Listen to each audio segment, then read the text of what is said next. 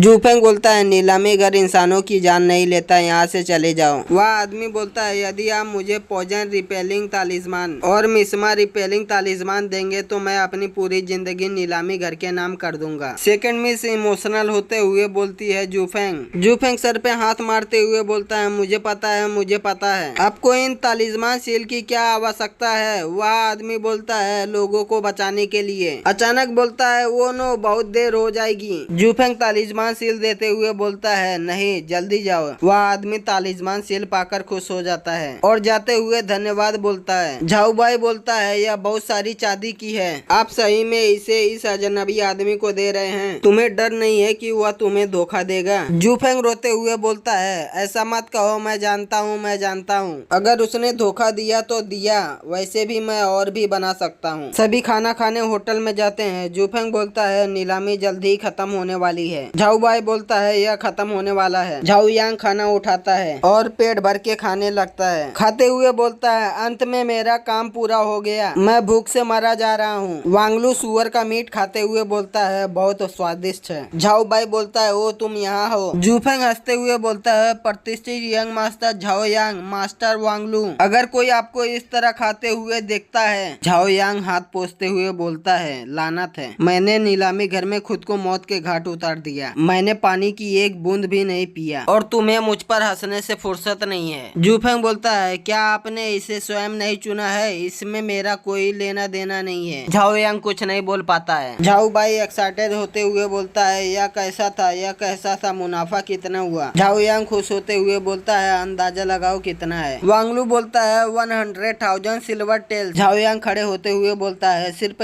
Spirit gardening तालिस्मान और thunder gardening तालिस्मान दोनों के अकेले ही 50,000 सिल्वर टेल्स मिले हैं। ब्रदर जू हमें इसे दोबारा कब करना चाहिए। जूफेंग बोलता है कोई जल्दी नहीं है, नीलामी घर पहले कुछ अन्य ट्रेजर लेगा, बीच बीच में कुछ तालिस्मान सील वहाँ रखेगा ताकि यह भ्रम पैदा हो कि हम भी बहुत दुर्लभ हैं। फिर समय समय पर हम स्पिरिट गार्डनिंग और थंडर गार्डनिंग तालिस्मान सील को ब्लैक मार्केट में ले जाएंगे और उन्हें नीलामी घर की दुगनी कीमत पर बेच देंगे। याद रखे किसी को भी पता न चलने दे कि हम ही इसे संचालित कर रहे हैं। सभी लोग शौक होते हुए बोलते हैं लाभ उठाए। जूफेंग बोलता है भूल जाओ इसे। कोई बोलता है फेंग जी नीलामी घर की पहली नीलामी में एक नोबल मास्टर ने अपने बेटे के लिए तालिस्मान सील बाय किया। वह स्पिरिट गार्डनिंग तालिस्मान सील का उपयोग अपने बेटे के ऊपर किया तो वह इंटरिंग स्पिरिट में प्रवेश कर गया। इसके बाद इस सिटी की नीलामी घर का प्रतिष्ठा अनुतुल्य स्तर पर पहुंच गया। ब्लैक मार्केट में ऊंची कीमतों के साथ पूरे इस सिटी के नोबल तिलस्मान सील और नेम टैग के सम्मान के लिए नीलामी घर की ओर दौड़ रहे थे। दूसरा कोई बोलता है क्या स्पिरिट तिलस्मान सील सस्ता हो सकता है। तीसरा आदमी बोलता है 10,000 सिल्वर टेल्स कोई अपवाद नहीं। जूफेंग को कल्टीवेशन करते हुए दिखाया जाता है। कोई बोलता है उस समय जूफेंग अपने कमरे में था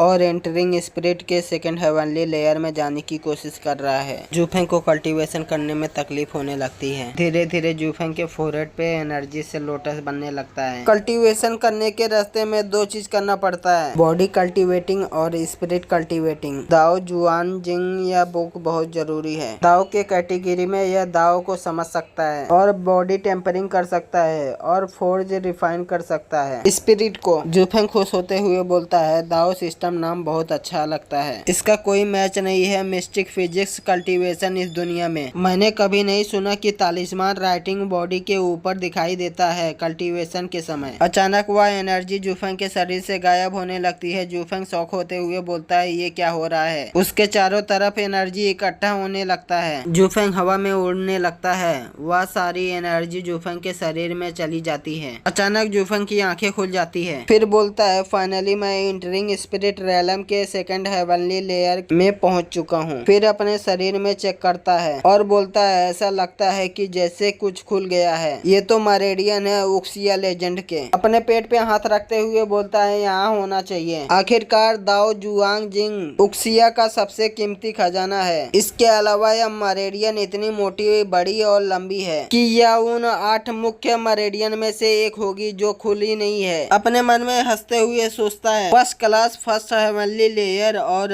एसेंडेंट फर्स्ट हेवनली लेयर दोनों बिल्कुल भी सेम लेवल पे नहीं है और मैं मोस्ट इम्पोर्टेंट बुक की प्रैक्टिस कर रहा हूँ। दाओ कैटेगरी के कम से कम या सामान्य तीसरे से अधिक शक्तिशाली है। नहीं, यह सामान्य चौथी हेवनली लेयर से भी बेहतर है। जूफेंग हंसते रहता है। लिनलू और यंग मिस साथ में आते हैं। लिनलू बोलता है, जूफेंग आप फिर से ब्रेक थ्रू कर गए। जूफेंग बोलता है, ओ ये कोई बड़ी बात नहीं है, क्या तुम लोग मेरे लिए आए हो? यंग मिस बोलती है, पिताजी ने मुझे वापस आने के लिए कहने के लिए किसी को भेजा है। जूफेंग सोचता है, सबसे बड़े मास्टर ने सेकंड मिस को अभी वापस आने के लिए क्यों कहा है। घबराते हुए बहुत सारी बातें सोचने लगता है। लिनलू बोलता है, जूफेंग जूफेंग जूफेंग बोलता है, आपने कुछ कहा? लिनलू बोलता है, मैंने कहा अंकल ने यूलिन को वापस आने के लिए कहा क्योंकि उसे एक परिवार द्वारा दोबारा शादी करने के लिए मजबूर किया जा रहा था। जूफेंग बोलता है, वो एक परिवार द्वारा जबरन शादी, और शौक होते हुए बोलता है, क्या आपको शादी के लिए मजबूर किया गया है? लिनलू बोलता है, यह सही है। जब यूलिन की माँ जीवित थी तो वह श्रीमती एन के परिवार के साथ मजाक करती थी। किसने सोचा होगा कि वह परिवार ने सचमुच में इसे गंभीरता से ले लिया। उन्होंने पूरी दुनिया में इसका प्रचार किया। जब से यूलिन 16 साल की हुई है तब से वे हर महीने आ रहे हैं, इसलिए यूलिन छोटे शहर में रुक गई और सबसे बड़े मास्टर सहमत हो गए। सेकंड मिस रोते हुए बोलती है, उनकी हिम्मत कैसे हुई? अगर वह सहमत होने की हिम्मत करते हैं तो मैं उनको अपने पिता के रूप में नहीं चाहती। लिनलू बोलता है, हे अंकल वास्तव में सहमत नहीं थे, लेकिन क्योंकि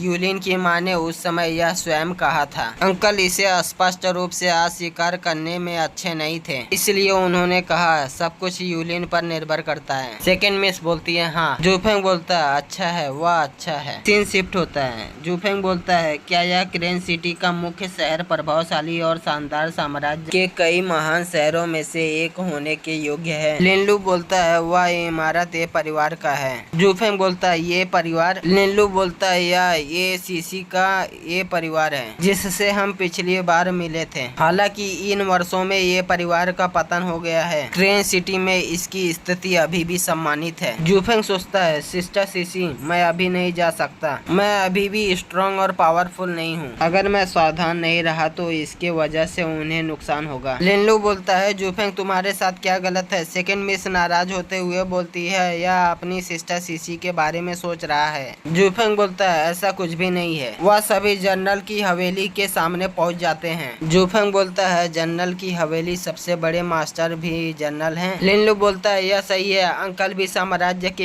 एक जनरल हैं जो क्रेन सिटी के पश्चिमी सीमा की रक्षा करते हैं। हालांकि उनकी स्थिति ये परिवार जितनी ऊंची नहीं है, लेकिन यह कम भी नहीं है। लिनलू बोलता है, क्रेन सिटी का पश्चिमी भाग स्काई डीमन वुल्फ कबीले से घिरा है। अंकल क्रेन सिटी को स्काई डीमन वुल्फ कबीले द्वारा तबाह होने से बचाने के लिए पश्चिम की ओर पहरा देते हैं। जूफेंग बोलता है, स्काई डीमन वुल्फ कबीले वह एक उच्च स्तरीय वुल्फ कबीला है। एक नौकर बोलता है, सेकंड मिस्ट और यंग मास्टर टैंग आप वापस आ गए। लिनलू बोलता है, निसंदेह यदि ऐसा नहीं होता तो हमें इतने मजबूत रक्षकों की आवश्यकता नहीं होती। सेकंड मिस पिताजी बोलते हुए अंदर चली जाती है। लिनलू भी अपने अंकल को ग्रीट करता है। जूफेंग अपने सामने देखते रहता है। सामने सबसे बड़े मास्टर झाओ जेन दिखाए जाते हैं। वह इंटरिंग स्पिरिट के 10th हेवनली लेयर में होते हैं।